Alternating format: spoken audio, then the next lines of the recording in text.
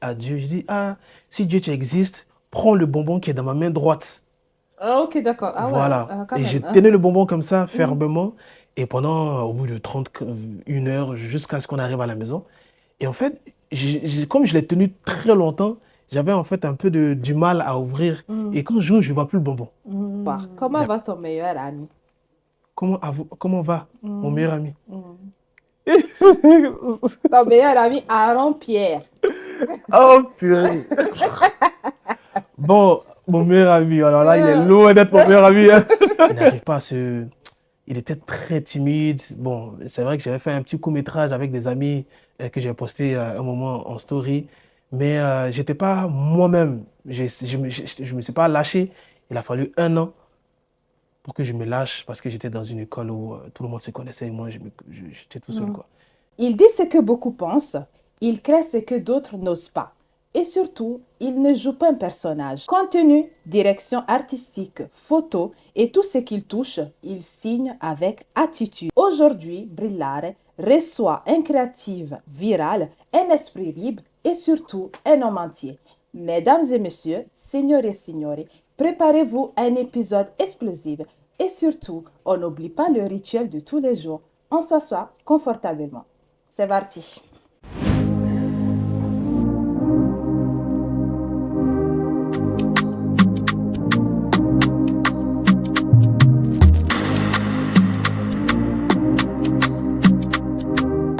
Et sans aucune transition, j'ai le plaisir de vous présenter Pierre. Salut. Salut, Ça va? ça va très bien et toi? T'es ému un peu, il y a quoi? J'ai aimé, c'est un privilège d'être ici. En tout cas, bienvenue dans notre émission. On est très content de te recevoir. Merci beaucoup. Ici, on a pour habitude de poser la question que j'aime appeler brise-glace, c'est-à-dire si tu devais te définir en 3 mots, ça serait lesquels?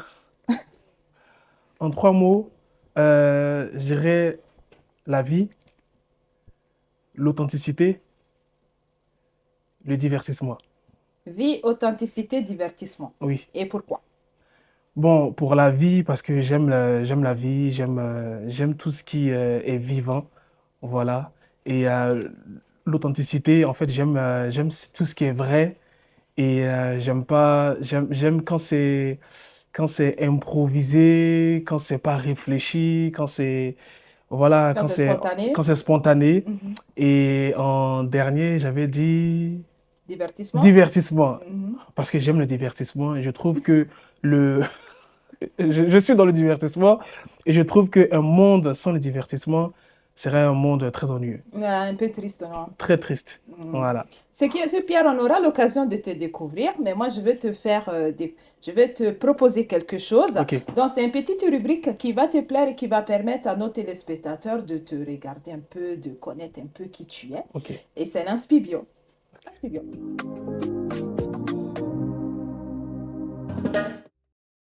Alors, l'objectif de l'Inspibio, comme je viens de le dire, c'est de découvrir qui se cache derrière le personnage de Pierre.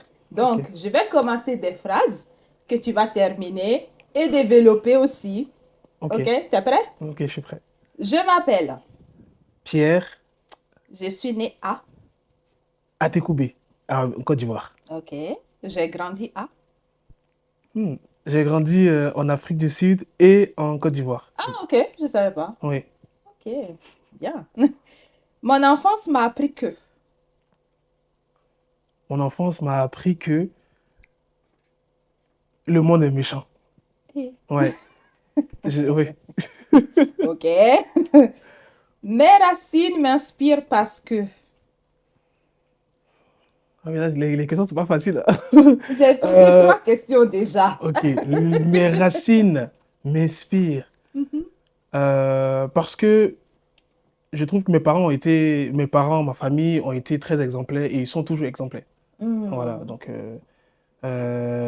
et mon environnement, vu que j'ai grandi en Afrique, je trouve que oui, j'ai reçu une très très bonne éducation. Donc oui, mes racines m'inspirent le respect, le respect, beaucoup plus le respect. Le respect. La première fois que je me suis sentie à ma place, c'était. C'est large. C'était en Afrique, en Côte d'Ivoire. Ok. Oui, quand je suis retourné en Côte d'Ivoire, quand je suis venu en France à l'âge de 15 ans, et que 8 ans après, je suis retourné en Côte d'Ivoire, en fait, c'est là que je me suis senti à ma place. Pas parce que je suis en Côte d'Ivoire, mais parce que j'étais en Afrique, tout simplement. Donc, c'était la première fois, en fait, que je me suis senti à ma place. Mais c'est bizarre de le dire parce que quand j'étais là-bas, je ne le sentais pas. Il a fallu que je parte à l'étranger et revenir et dire, en fait, que oui, en fait, c'est là que je me sens à ma place, en général. Voilà. J'ai compris qui j'étais vraiment le jour où. C'est le jour, tout simplement, où j'ai donné ma vie à Christ, hein. C'est là que j'ai compris qui j'étais vraiment parce que je ne savais pas qui j'étais. Comme tout être humain, j'ai cherché mon identité et c'est dans lui que je l'ai trouvée. Voilà, donc c'est le jour où j'ai donné ma vie à Christ que j'ai vu en fait qui j'étais. Et c'est là en fait j'ai pris le plaisir de vivre. C'est là en fait que j'ai pris le plaisir d'apprendre à me connaître et de voir qu'en fait, ok, en fait, la vie, elle est quand même belle. Voilà. Mes proches me décrivent comme, Mes proches, en souriant légèrement, d'accord? euh, bon, mes proches, ils me décrivent comme un gars qui aime mettre l'ambiance, voilà, qui aime, oui, qui aime faire rire tout le monde et qui aime être dans un environnement en fait, où ça rigole. En fait, ils, ils me prennent pour quelqu'un qui aime pas tout ce qui est trop sérieux. Voilà, ils n'aiment pas trop, voilà. Donc, c'est comme ça que mes proches me décrivent, en fait. Voilà, quelqu'un de drôle, De drôle. en Ok. résumé. Ce qui me motive chaque matin. Ce qui me motive chaque matin, je vais être honnête, L'argent. c'est l'argent qui me motive. Parce que si c'était pas l'argent, mais c'est l'argent qui me pousse à me lever le matin, aller travailler, aller chercher de la clientèle et tout ça dans le domaine dans lequel je suis. Et aussi, ce qui me motive chaque matin, c'est mes parents. Parce que je veux vraiment que, c'est mon souhait, c'est mon rêve, c'est de mettre mes parents à l'aise avant qu'ils quittent ce monde, quoi. Voilà. Si je pouvais revivre un souvenir, ce serait. C'est, je dirais, un souvenir, hein, pas une période, mais Période, une souvenir. souvenir. Ok, moi je dirais mon enfance, mais plutôt mes 18 ans, l'année de mes 18 ans. Parce que c'est l'année où j'ai. En fait, c'est l'année c'était l'année de la découverte. C'était l'année Ok. où j'ai donné ma vie à Jésus, à Christ. Et c'est là, en fait, que j'ai découvert la vie. C'est là que j'ai découvert, en fait, j'ai compris beaucoup de choses. Et j'ai beaucoup aimé parce que j'avais beaucoup ma relation avec Dieu était beaucoup. Vu que j'étais en apprentissage aussi, pour le connaître, à le connaître plutôt. En fait, c'est là que j'ai pris goût à la vie. Donc, j'aimerais bien revivre ça encore. Mais bon, vu que je suis déjà dedans. Si je pouvais passer une journée idéale, je ferais. Une journée idéale, c'est quand même un peu. Moi, je dirais, pour moi, une journée idéale, c'est une journée où je, je suis en tournage de courts-métrages, de films. Et oui, pour moi, pour moi, c'est vraiment une journée idéale pour moi. Ouais. Ce que j'aimerais changer dans le monde. Ce que j'aimerais changer dans le monde, c'est enlever tout simplement la dépression et la tristesse. Voilà, tout simplement. Ouais. C'est ce qui, en fait, c'est ce que je vois le plus, malheureusement, et c'est ce que j'entends le plus aussi. Et c'est vraiment ce que je veux par mes contenus. Je veux vraiment que, en fait, j'essaye même de le faire, vu que je suis, bon, tout seul, je ne pourrais pas le faire, mais avec tout le monde, c'est possible. C'est d'enlever la tristesse, le désespoir dans le cœur et dans le cœur des gens, tout simplement. Mhm. La photo pour moi, c'est une façon de. C'est une façon d'exprimer une partie de moi que je n'arrive pas à faire sortir par mon comportement, par mes paroles, par mes dits. Donc, je le fais en photo, tout simplement. Parce que, en fait, en photo, mes photos n'ont généralement rien à voir avec ma personnalité, à vue d'œil comme ça. Parce que j'aime bien les photos un peu, quand je dis sombre, pas pas diaboliques, mais j'aime bien les photos un peu euh, euh, qui cachent un peu de mystère, voilà. Mhm, Donc c'est une mhm, partie, je suis quelqu'un de très extraverti, mais dans ma photo, on a l'impression que je suis introverti, j'aime bien le mystère à côté, la subtilité, voilà. Donc mhm, oui, c'est une manière pour moi d'exprimer une mhm. partie de moi que je suis. C'est que la création de contenu m'a appris sur moi-même. Que j'aimais la joie de vivre. Ah. Ouais, c'est parfois quand je regarde mes posts, ça m'arrive hein, de regarder vite fait ce que je fais. Et en fait, ça me fait sourire et je me dis, en fait, je suis quelqu'un qui aime énormément en fait, j'aime la joie de vivre, quoi, tout simplement. Et ça m'a beaucoup appris. Mhm, mhm. Si ma vie était un film, son titre serait...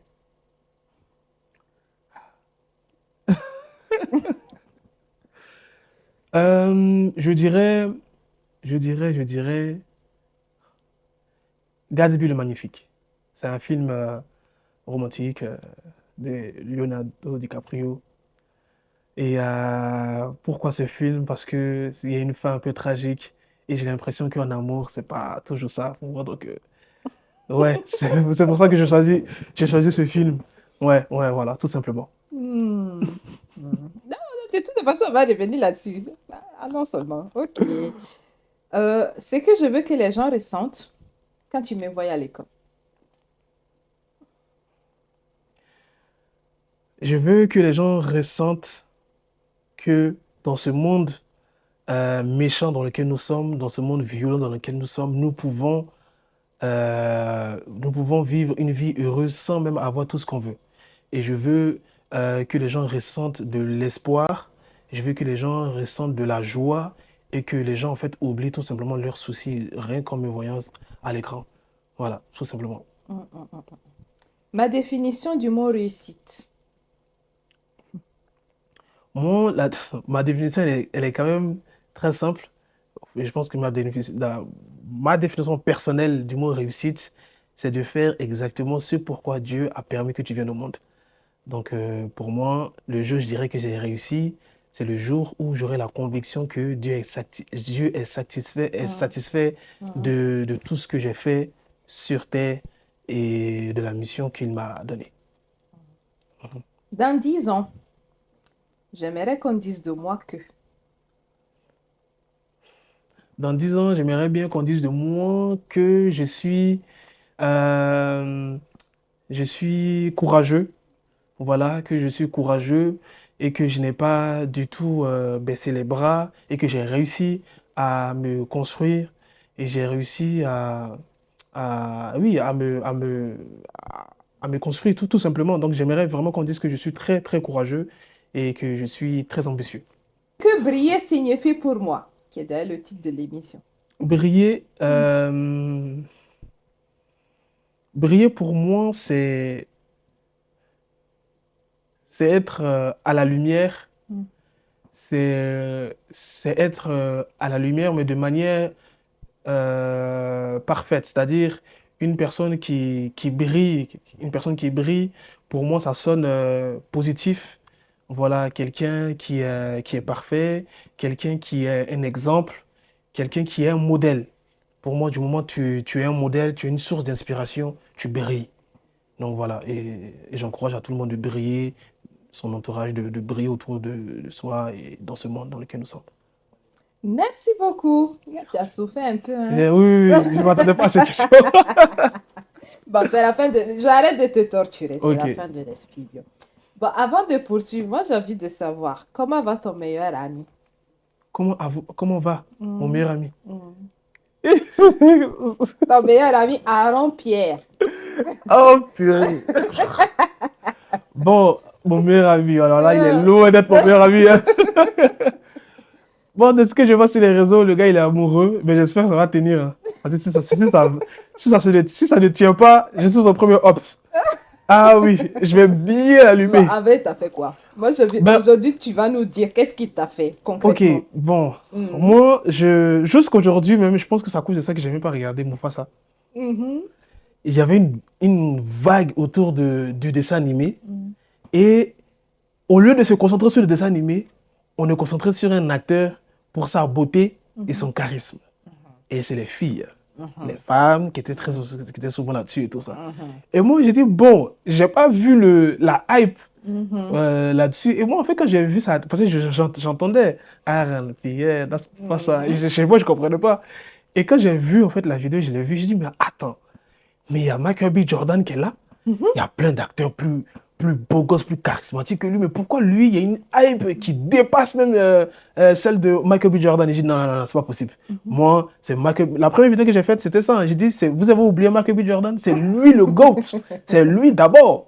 Et en fait, c'était là que je dis, non, non, non, non, je vais aller à contresens. Tout le monde est avec lui, moi je serai contre lui. Ah Et en d'accord, fait, c'est à partir de là, ok. c'est à partir de là. Donc, en fait, c'est les femmes qui m'ont poussé à être contre lui. Voilà. D'accord. Bon, libre à toi, on va dire quoi. Mais en tout cas, on le trouve beau. Comme la beauté, elle est relative. La beauté est relative, tu as raison, je te l'accorde. Alors, tu as dit que tu as grandi en Afrique du Sud. Raconte-nous un peu ton enfance. Je sais que je suis allé en Afrique du Sud, j'avais 1 an, c'est ce que mes parents m'ont dit. Et j'ai grandi, j'ai fait 7 ans là-bas. Ok. Et les souvenirs que j'ai de l'Afrique du Sud, quand même, sont pas vagues. Parce que en fait, je me rappelle seulement des mauvais moments et quelques bons moments parce qu'on était dans un quartier chaud dans la ville de Johannesburg. Et dans ce quartier, en fait, il y avait des Jamaïcains, il y avait des Congolais, des Camerounais, des Ivoiriens. Et il y avait une forte communauté, bon, on est en Afrique, mais il y avait une forte communauté multiculturelle. Et il y avait beaucoup de vols, d'agressions, des armes et tout ça. Et même chez nous à la maison, on s'est fait une fois voler. Et en fait, j'ai que ces souvenirs-là de gang, Ok. voilà, à mon bas âge. Et le seul bon souvenir que j'ai de là-bas, c'est la bouffe. C'est Ah, que ok, d'accord, ok. j'ai une bouffe préférée que j'aime des Sud-Africains. Ça s'appelle le papa. Voilà, c'est de Ok. la semoule et tout. Et moi, je mangeais ça avec du lait.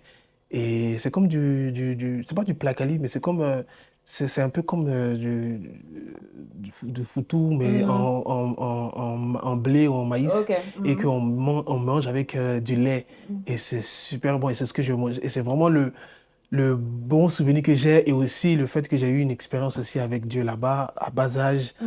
Et rapidement, en fait, je me rappelle, j'avais entre 6 et 7 ans et on sortait de l'église avec ma mère et, et moi, il y avait une tante qui m'avait donné 2 bonbons et j'avais pris un bonbon et j'ai dit le deuxième bonbon, je vais le donner ça à Dieu. J'avais mangé le premier bonbon et j'ai gardé le deuxième bonbon en main et je parlais dans la rue comme ça et ma mère me disait, tais-toi, arrête de parler seul. Et moi, en fait, je disais à Dieu, je dis, ah, si Dieu tu existes, prends le bonbon qui est dans ma main droite. Ah, ok, d'accord. Ah ouais, Voilà. quand Et je même. tenais le bonbon comme ça, fermement. Et au bout de 1 heure, jusqu'à ce qu'on arrive à la maison. Et en fait, comme je l'ai tenu très longtemps, j'avais en fait un peu du mal à ouvrir. Et quand j'ouvre, je ne vois plus le bonbon. J'avais 6 7 ans. Et quand j'étais excité, j'ai dit ça à ma mère. Bon, elle n'a pas trop cru. Mais Ouais. moi, je sais que j'ai eu Tu une sentais expérience que, là. voilà. Et c'est de ce jour-là, en fait, c'est depuis ce jour-là, en fait, que j'ai commencé à avoir l'habitude de parler avec Dieu. Parce que dans mon école, il y avait ces histoires d'amis imaginaires. Et moi, en fait, je venais vous dire que mon ami imaginaire, c'est Dieu, en fait. Ok. Voilà. Et que mes parents le connaissent et tout. Ils le prient tous les dimanches et tout ça. Nan. Et c'était ça. C'était vraiment une expérience que j'avais eue en Afrique du Sud.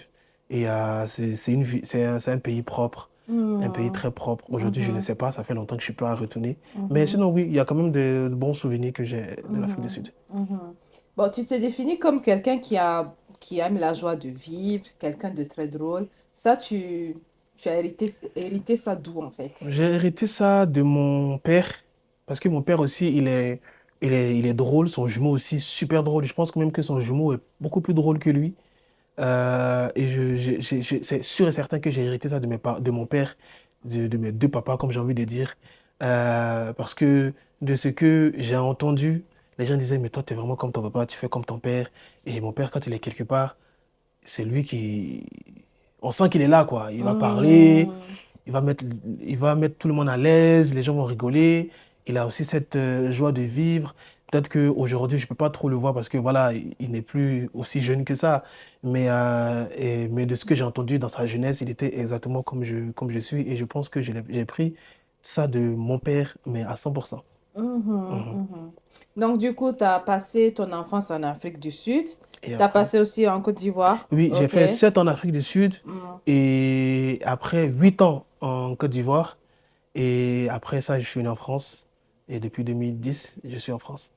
D'accord. Et Ouais. du coup, comment ça s'est... En fait, au niveau de la culture, comment était ce...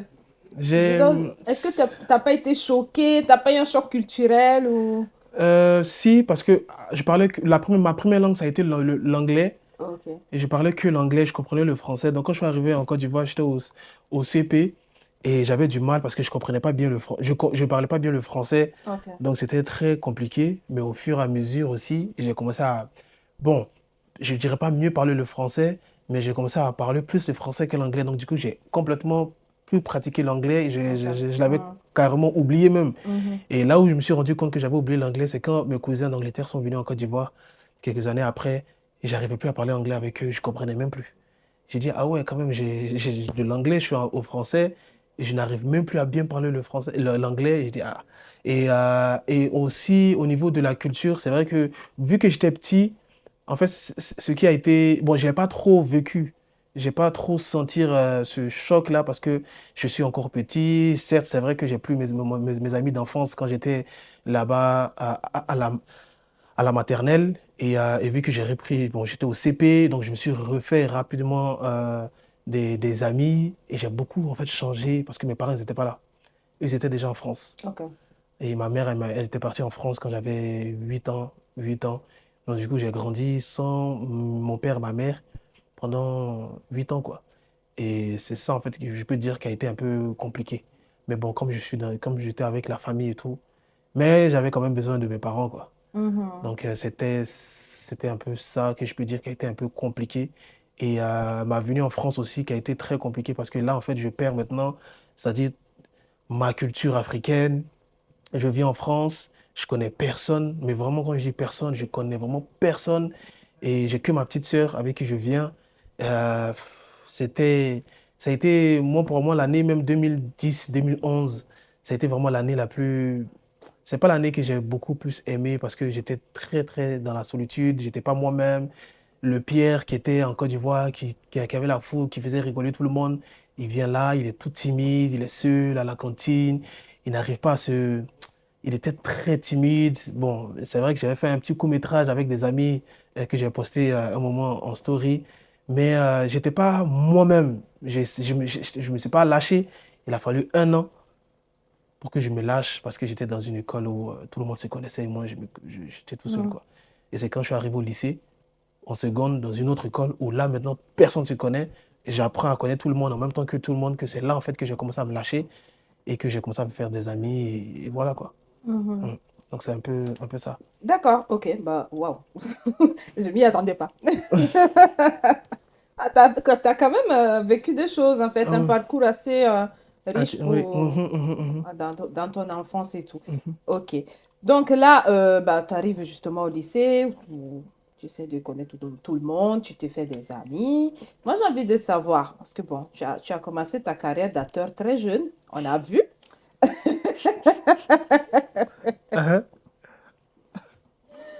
Du coup, cet univers créatif, ça, il intervient à quel moment?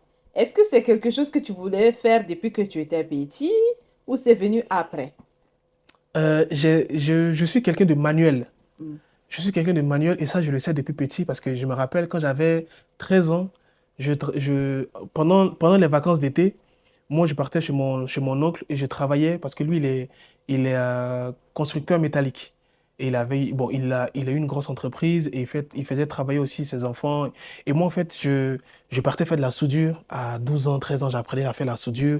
Et en fait, j'ai toujours aimé créer avec mes mains, façonner quelque chose peu importe le domaine dans lequel on me mettait, donc j'essayais de faire des pelles en fer pour vendre. J'essayais d'aller sur les chantiers pour faire l'échafaudage, tout ça. Donc, depuis tout petit, j'étais dans la créativité. Et à chaque fois qu'on me mettait quelque part, j'aimais pas être spectateur, j'ai toujours aimé être acteur.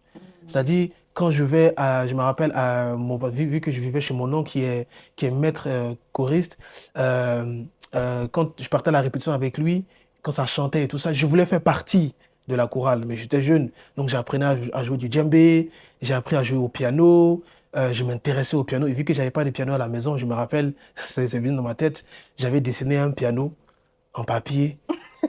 Et oui, et je jouais, j'avais 12 ans là-bas, 12 ans, et je jouais là-dessus comme ça. Parce qu'en fait, j'ai toujours aimé la créativité, la musique. C'est vrai que j'avais pas l'opportunité d'avoir euh, l'occasion d'écouter, mais j'aimais beaucoup la musique aussi. Et en fait, il y a plein de choses comme ça. Quand je suis arrivé en France aussi, ben en fait, je me suis orienté dans la menuiserie, en fait, quelque chose de manuel encore. Bon, j'ai pas trouvé du travail dans la menuiserie, je suis allé dans tout ce qui est échafaudage, dans le bâtiment encore, dans génie climatique. J'ai vraiment été beaucoup manuel jusqu'à ce que, en fait, jusqu'à ce que je me rende compte que, en fait, il y a un milieu que j'aime, c'est le cinéma. Et pour comment je me suis rendu compte, c'est que depuis tout petit, j'étais un grand fan de films. Je me cachais pour Ok. regarder les films, Mhm. je me cachais pour regarder, je me rappelle Titanic, j'avais pas le droit de regarder, je me suis caché.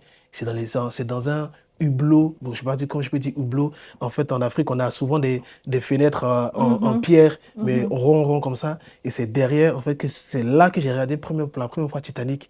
J'étais caché comme ça et j'ai regardé. Et mes grandes sœurs qui pleuraient et tout ça. Et moi, j'ai regardé et j'étais tellement content. La Passion de Christ aussi, c'est comme ça que je l'ai regardé en Mhm. cachette parce que j'avais pas le droit de regarder, c'était trop violent. Et j'étais un grand fan de films, de cinéma. Et c'est en fait, c'était enfui en moi. Et il a fallu que je passe par plusieurs étapes de ma vie pour que en fait, cette germe qui était en moi puisse grandir au fur et à mesure. Et c'est grâce à cette étape-là que j'ai pu comprendre que en fait, c'est le cinéma que j'aime, tout simplement. Donc voilà. La première fois Et où tu t'es trouvé dans un tournage, oui, hormis hormis le... celui-là, Mhm. la première fois, c'est moi-même qui l'ai créé. Ok. C'est moi-même qui l'ai créé.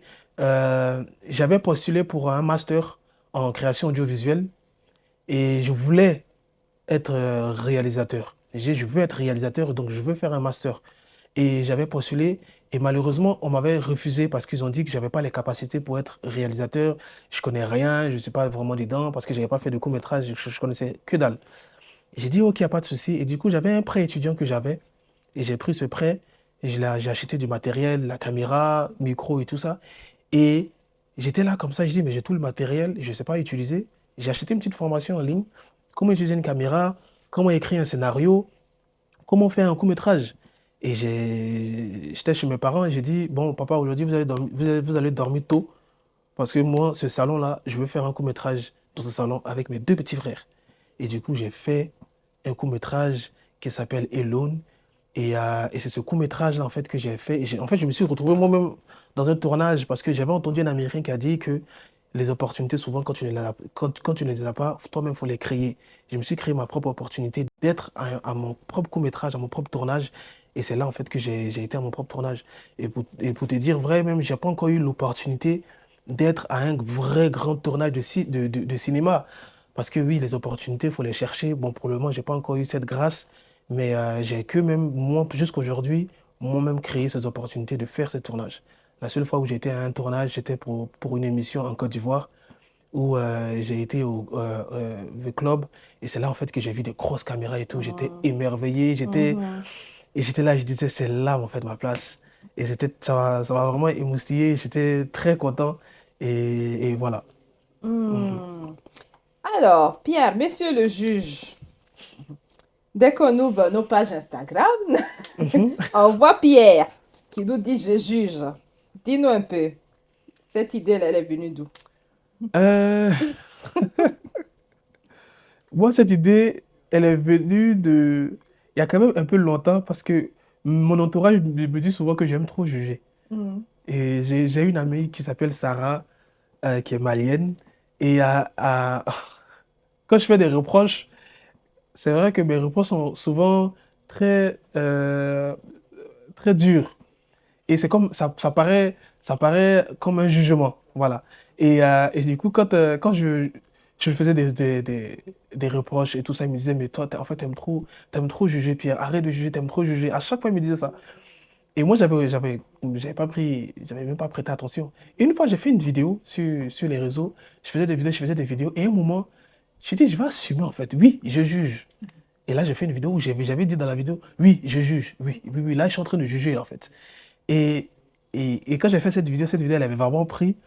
Et les gens, en fait, ils ont retenu le côté où j'ai dit, je juge. Et j'ai dit, ah, ok. Et en fait, j'ai pris ça, j'ai fait de ça un générique. J'ai dit maintenant, comme j'ai envie de dire je juge à chaque fois, je vais pas dire je juge. Je vais faire un générique qui dit que je juge. Là, quand vous regardez ma vidéo, ne vous soyez pas choqués. Je vous préviens en même temps, vous serez jugés. Les Mhm. personnes qui font ça seront jugées. Les personnes qui font ça seront jugées. Après, moi, quand j'ai analysé, j'ai vu que, en vrai, le jugement est devenu aujourd'hui malheureusement mal vu.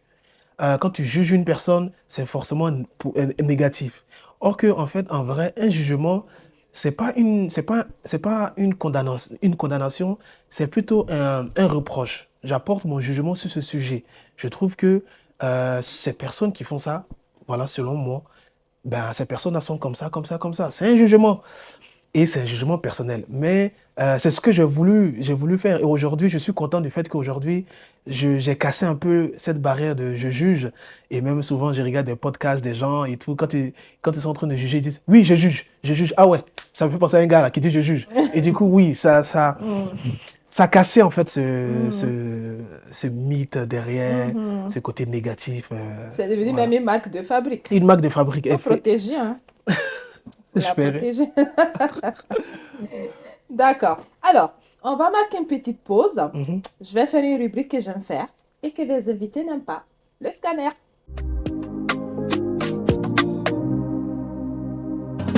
Yeah. Mhm. On va te scanner un peu, hein.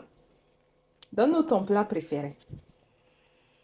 Moi, c'est le placali sauce gombo. Tu C'est sais bon. faire? Je sais pas faire.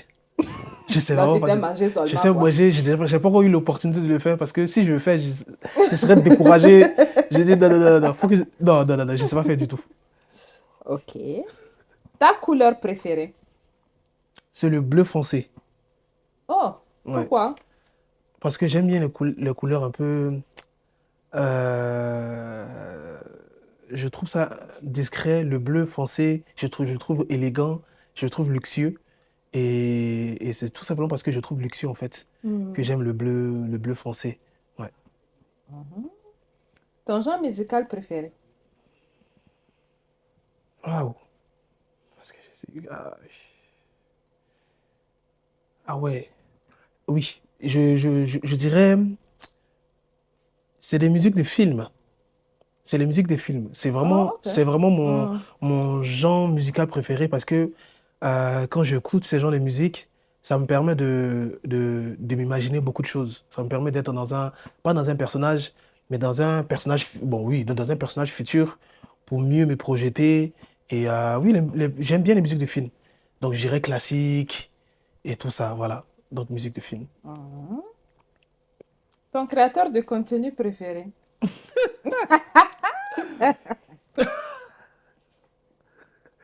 Si je dis ça, les gens ils vont rigoler. C'est Willy Way Jordan. Ah, C'est pas un créateur de contenu, hein. Mais si je vous dis que c'est lui qui m'inspire le plus, ça va choquer.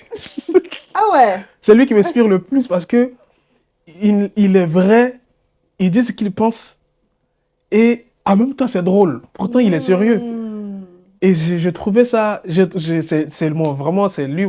C'est pas un créateur de contenu pour moi, hein, mais je dirais lui pour. Bon, Pour l'inspiration. c'est lui qui m'inspire. Hmm. Et maintenant, ben, un créateur de contenu préféré, je dirais, je vais dire Josh. Joshua Cooker, parce que j'aime trop sa bouffe là. Ça, c'est toujours la Ah bouffe, oui, en oui, fait. oui, oui. Ah ben, je viens de comprendre. Oui, oui, oui, oui. Oui, j'aime beaucoup ce qu'il fait. Mhm. Mhm. Et le fait d'allier cuisine et contenu, tout ça, en fait, j'aime beaucoup. Je regarde souvent ces contenus et ouais, oui, Joshua Cooker, hein, Le en chocolat. création de contenu, oui. Coucou déjà. Ok. Ta plus grosse bêtise? En général, c'est la question qu'ils n'aiment pas. Ma plus grosse bêtise. Faut bien réfléchir. La plus grosse bêtise. Eh Seigneur. Il ne peut pas t'aider là, hein. Bon, je dirais que c'est bon, j'ai déjà parlé de ça sur TikTok en live, donc c'est pas, c'est le jour où j'ai brisé ma promesse auprès de Dieu.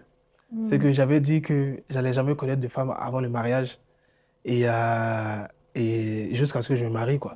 Et ben, j'ai expliqué comment ça s'est passé. Et donc, c'est là que j'ai fait ma plus grosse bêtise. Pour moi, c'est vraiment ça.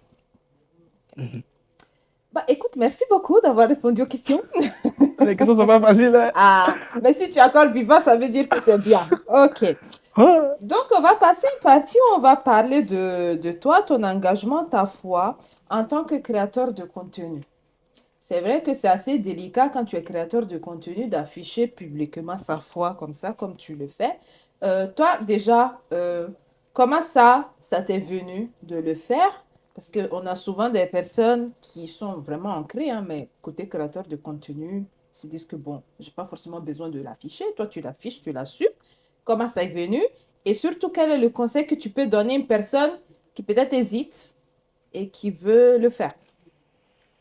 Bon, moi, c'est vrai que j'ai souvent été sur les réseaux et j'ai toujours eu l'habitude de dire ce que je pensais sur les réseaux. Quand j'étais sur Instagram, bon, je suis toujours sur Instagram, mais quand j'avais un autre compte, mon compte même principal où je fais des photos, c'est sur ce compte-là que je faisais souvent des stories et je prenais pas vraiment ça au sérieux, mais j'abordais des sujets et tout ça. Et après, on m'a dit, Pierre, il faut vraiment que tu prennes ça au sérieux parce que tu abordes des sujets avec une patte humoristique et ça fait que c'est des sujets sensibles on n'a pas l'habitude d'aborder, qu'on a peur d'aborder, mais toi tu le fais et vu que c'est drôle, ça passe. Voilà, et donc du coup, oui, c'est par là que je suis allé sur TikTok, j'ai commencé à faire du contenu. Pas dans le but d'être créateur de contenu, j'ai jamais voulu être créateur de contenu, ça m'a jamais traversé l'idée, jamais avoir le nom d'influenceur, loin de là. Juste quelqu'un qui vient sur les réseaux pour dire ce qu'il pense et qui rajoute sa personnalité dedans. Et moi, dans ma personnalité, il est hors de question que j'exclue la foi. Parce que la foi fait partie de ma personnalité, ma foi fait partie de mon ADN. Et je suis obligé, de la même manière que ma culture fait partie de ma personnalité, c'est de la même manière que ma foi aussi fait partie de ma personnalité. C'est pour ça que je me permets de partager ma foi, qui est ancrée dans ma personnalité, et aussi mes pensées, ma manière de voir, ma manière de comprendre, ma manière de voir le monde, tout simplement.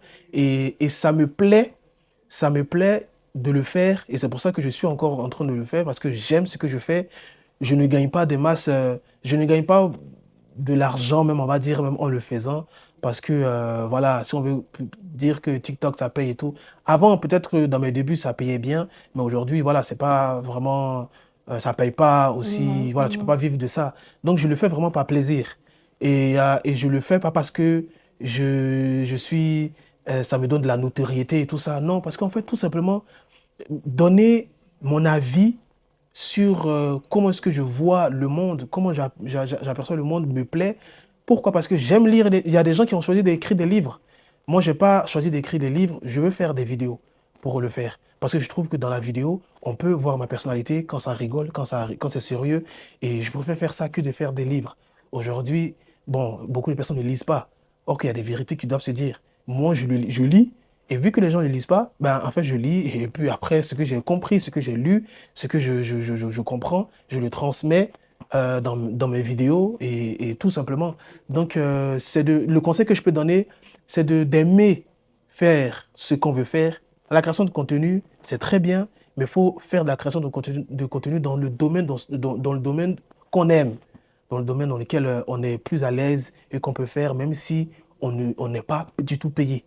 Et voilà, tout simplement. Donc, moi, je le fais parce que j'aime vraiment parler de ma conception de comment est-ce que je vois le monde, j'analyse tout simplement et j'expose. Tout exemple pour terminer.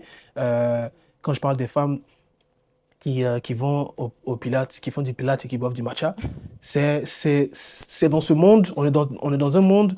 Et moi, en fait, vu que j'ai un aspect, j'aime beaucoup analyser, j'aime bien, je suis dans l'observation, ben, en fait, ça m'a permis d'observer, j'ai regardé, j'ai dit, bon, voici un fait que je vais élaborer.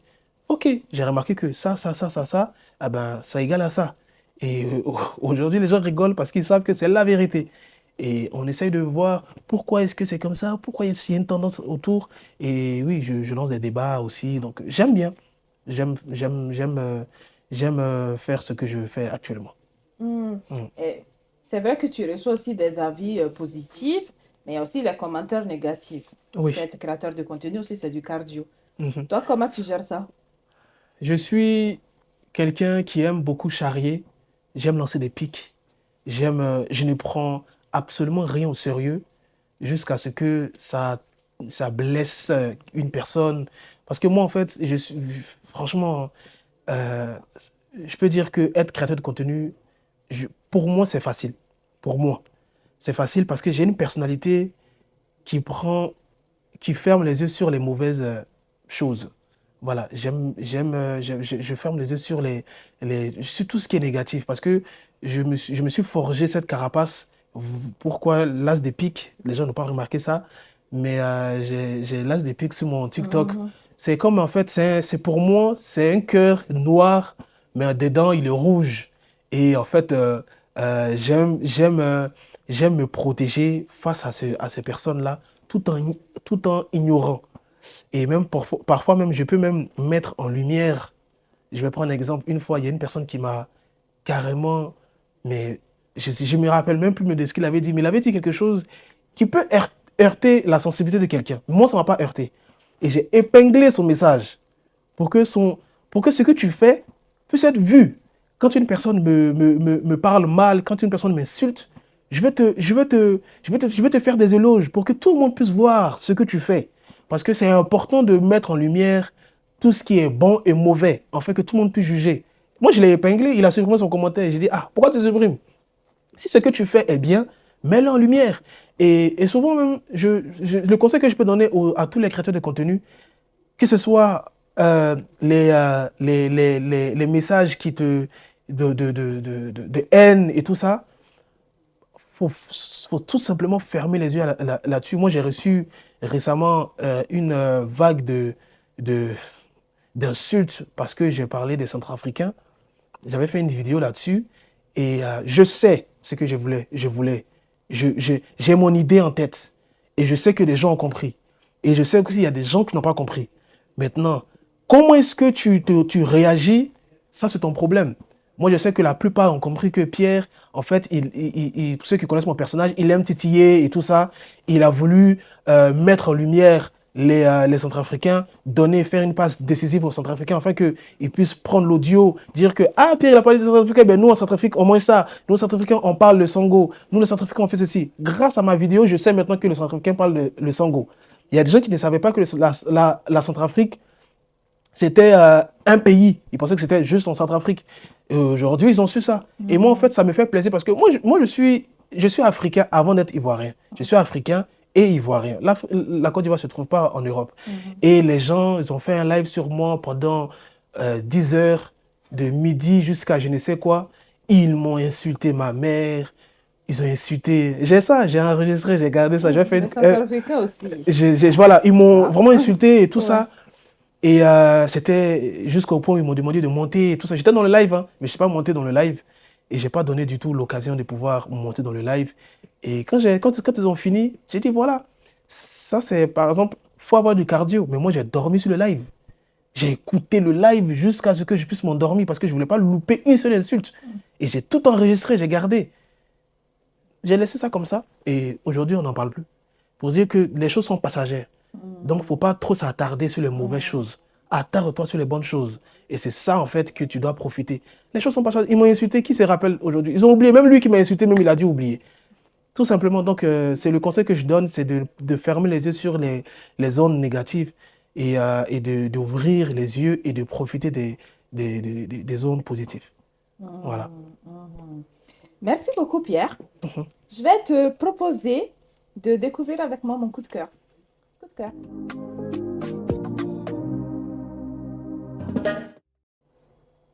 Alors, Pierre, on va aller du côté de l'Italie. Oui, bien évidemment, tu l'as Ok. compris, je suis italienne et Mhm. tout. Donc, on va aller du côté de l'Italie avec une nouvelle qui fait plaisir. Parce qu'on a notre sœur Bintou Mia Diop, italo-sénégalaise, qui vient d'être élue vice-présidente de la région Toscane. Ok. Elle a que 23 ans. Elle est née à Livourne, mais elle est d'origine sénégalaise. Et franchement, c'est une très belle nouvelle pour les afro-descendants italiens qui peinent à s'intégrer en Italie, qui peinent à avoir des postes, des vrais postes à responsabilité. Mhm. Donc voilà, on ne peut que l'encourager. Belle nouvelle du jour. Toi, tu en penses quoi de ces jeunes qui se lancent en politique? Moi, je trouve que c'est une très bonne chose, surtout des jeunes afro aussi, des jeunes africains qui se lancent en politique parce que je trouve que la jeunesse aujourd'hui, on est visionnaire. Voilà, on est visionnaire et on est l'avenir aussi. Et le fait de se lancer en politique, on peut avoir une voix. Donc, c'est-à-dire que c'est comme un pont qu'on peut avoir, nous, jeunes, avec ces jeunes qui sont en politique. On ne peut pas tous faire de la politique, donc ceux qui ne peuvent pas faire, ceux qui ne peuvent pas faire de la politique peuvent crier et se faire entendre au moins par des jeunes. Donc, le fait elle soit là-dedans, c'est une très bonne chose parce que elle est en fait la navette entre nous et les adultes. Donc, Mm. elle peut nous comprendre. Elle peut comprendre les Italiens, vu que c'est en Italie, les jeunes Italiens, comprendre leurs plaintes et tout ça. Et aussi, vu qu'elle est dans la politique, elle côtoie aussi des adultes, elle côtoie aussi des personnes qui sont oui, avancées en âge. Elle saura comment agencer les mots pour que ces personnes puissent comprendre. Et ça, c'est Mm. très important. Et j'encourage même, c'est une première et c'est vrai qu'il faut vraiment la féliciter, la mettre en lumière. Et j'encourage beaucoup les jeunes à être dans la politique, tout Mm. simplement. Mm. Nous autres, on ne peut pas être dans la politique parce Ah, que et pourquoi? on n'est pas... Ouais, Pour tu la, ne veux pas faire politique. la politique, c'est quand même... c'est un appel. Là. Non, non, non, non, non, non, il y a des gens qui sont vraiment innés. En fait, ils sont faits Ils pour sont ça. nés pour Ils ça, sont ouais. nés pour Je ça comprends. et il faut savoir connaître sa place. Moi, je connais ma place. Ah, tu connais ta Je place, connais ok. ma place. En tout cas, ben, félicitations, Mia. Mais félicitations à toi. Félicitations et puis plein de bonnes choses. Pierre, on arrive à la fin de notre podcast. Déjà, Mhm. quels sont tes projets futurs? Mes projets futurs, j'ai un futur proche là. Je veux faire un court-métrage que je vais, on va dire, c'est le court-métrage qui va me représenter. Je suis en train d'écrire encore, je suis au scénario. Et c'est vrai que pour ce court-métrage, j'aurais vraiment besoin de la force de ma communauté et tout ça derrière. Et après ça, mes projets futurs, après ce court-métrage, je, je, je désire faire sortir un film. Donc, je désire trouver un producteur ou m'autoproduire pour réaliser un film, un vrai film, et aussi un documentaire. Donc, voilà, vraiment les projets que j'ai tout simplement pour ces prochaines années. Où est-ce qu'on peut te trouver sur les réseaux sociaux? On peut me trouver sur Instagram au nom de Pierre Naoum, tout simplement. J'ai 3 Instagram. J'ai Naoum Production qui a un Instagram seulement pour l'audiovisuel, là où je fais mes courts-métrages, là où je fais mes publicités. J'ai un autre Instagram qui s'appelle Pierre Naoum aussi, mais sans le 7. Et ça, c'est vraiment pour la photo, tout ce qui est photo et créativité et tout ça, artistique. Et maintenant, le Pierre Naoum 7, toujours sur Instagram, c'est là en fait que j'ai toutes mes vidéos. euh, La Mes vidéo, vidéos, je je juge juge. là. Hmm. C'est là que j'ai mes vidéos et tout ça. Et aussi, bon, quelques photos, lifestyle, où je parle. C'est vrai que là-bas, sur Instagram, je m'ouvre un peu beaucoup plus aussi. Hmm. Je fais beaucoup de live aussi là-bas maintenant. Et sur TikTok, c'est pareil, Pierre Naoum. Et sur Snap. Sur Snap aussi, c'est pareil, Pierre Naoum. Et sur YouTube, j'ai pas encore ouvert ma chaîne YouTube officiellement. Je prévois de faire aussi, ça aussi, c'est un projet, de faire une émission sûrement avec la bouffe, parce que j'aime la Toujours. nourriture. Donc voilà, je prévois faire ça, c'est en préparation. Dès que je finis, ben, j'aurai une chaîne YouTube officiellement. D'accord. Je te Voilà. laisse ton mot de la fin. Mon mot de fin, c'est vraiment pour te diriger vers toi, parce que c'est vraiment merci. Merci parce que ça m'a permis de rentrer dans mon passé. C'est la première fois que je m'ouvre euh, de manière intimement comme ça. J'avais déjà fait un podcast, c'était plus centré sur la foi. Et là, aujourd'hui, en fait, ça a été beaucoup intime et personnel et ça m'a fait plaisir de parler. C'est comme une thérapie aussi. Et c'est vraiment, mes mots sont dirigés vers toi. Merci beaucoup pour cette opportunité. Merci de m'avoir permis de pouvoir m'exprimer. Et grâce à toi, ben, toutes ces personnes qui me suivent sur les réseaux vont pouvoir connaître mon passé, mon présent et mon futur. Voilà. Merci beaucoup de l'honneur que tu nous fais. Et moi, je vous remercie d'avoir suivi cette émission. Je fais un clin d'œil à Afrique 1 TV, à l'équipe Africaine TV, à Faisal, grand producteur. Et nous, on se retrouve très prochainement pour la découverte d'un nouveau profil inspirant. D'ici là, portez-vous bien. Ciao!